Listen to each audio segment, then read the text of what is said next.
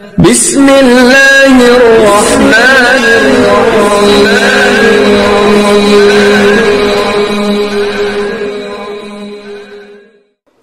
দুই, অকুকুল ওয়ালিদান, পিতামাতার অবাধ্য চলা। পিতামাতার অবাধ্য চলা পৃথিবীর দ্বিতীয় মহাপাপ। ওই ছেলে দুটো হাঁটছে কেন? ওরা ওইভাবে চলাচল করছে কেন? তোমরা কি দায়িত্ব পালন করছো? মগের মুল্লুক পেয়েছ? এনাদের বসতে দাও তো, এই জায়গাটাতে আপনারা বসছেন না কেন? ওখানে দাঁড়িয়ে আছো কেন? যারা দায়িত্ব পালন করে তারা আপনারা দেখেন না? 10 খান মানুষের 20 খান দাঁড়িয়ে আছে, ওদেরকে বসতে অনুরোধ করেন, নাহলে চলে যেতে বাধ্য করেন।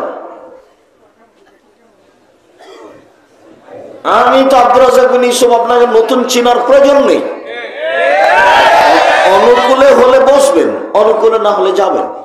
আমি বাধ্য করিনি, তবে আপনাকে আমি অনেক ভালোবাসি। আপনাকে আমি স্বাগতম জানাই, আপনার জন্য আমি দোয়া করি, জাযাকুমুল্লাহ খাইর। আপনার অনেক ভালোবাসা।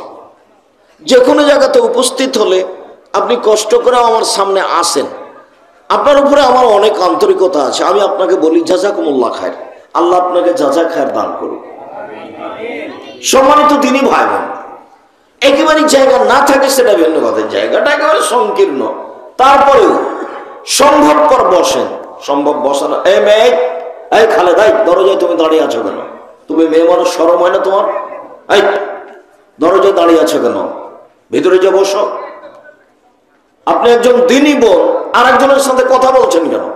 মহিলা মানুষ, আপনার শরম হয় না কেন? আপনার হায়া হয় না কেন? আপনার লজ্জা হয় না কেন? আপনি এখানে এসে গল্প করেন কোন শরমে? আপনি এসে কথা বলছেন কি করে? এটা হয় কি করে?